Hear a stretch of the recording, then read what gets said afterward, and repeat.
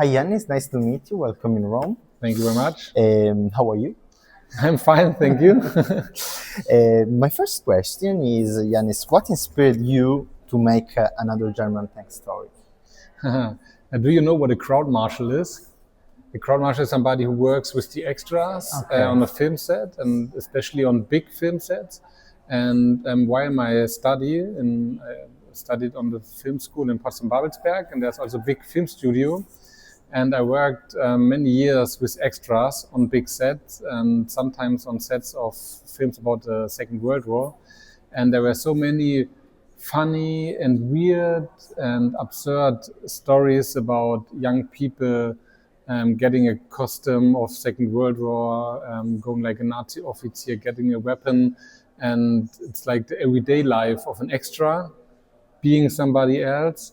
But it feels sometimes very weird, for example, to have lunch with somebody who looks like a Nazi on the film set.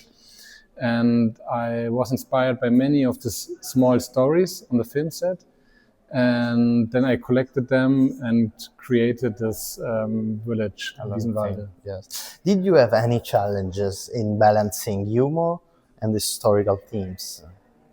It was the biggest challenge for this film, and started with the script writing. To be honest, in my opinion, the most important part is editing the film, because of course we cut out some bad jokes and find out what works and what not. So editing is the most important part when you make a film with humor.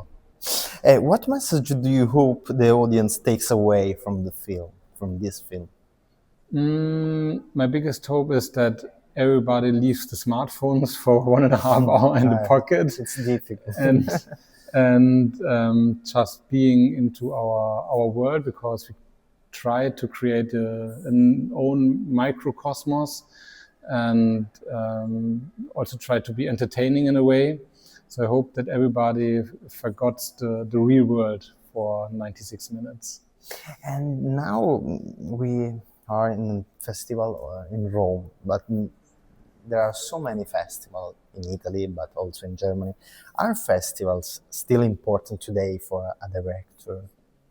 Yes, especially for me as a young director. Okay. I mean, it's my first feature film. And without festivals, probably we would have no distribution to come to the cinemas. And I mean, it's a small film, it's a low budget film, and without festival, nobody would see this film. So it's very, very important for the way to the cinema. And awards are also important, to be honest, to get, like that the film business and producers and television channels, that they hear something about you, and that you come in a focus, because there are a lot of films, a lot of good films. And yeah. And what are your director reference for you, for these films, but also for your career? I don't have like one personal hero, so there are just little inspiration from other directors. It's, I would say, a mix of a little bit of Wes Anderson, a little bit of Roy Anderson. I also was inspired by the Austrian series Braunschlag. I don't know the international title of it. You can watch it on Netflix. Yeah, but I try to, of course, Ruben Östlund with his satirical comedy films. But I don't want to copy something or somebody, and we try to find our own cinematic style. Okay, my last question is there a relationship with the Italian cinema for you, or no? With this film, or No, in general? in general. Okay.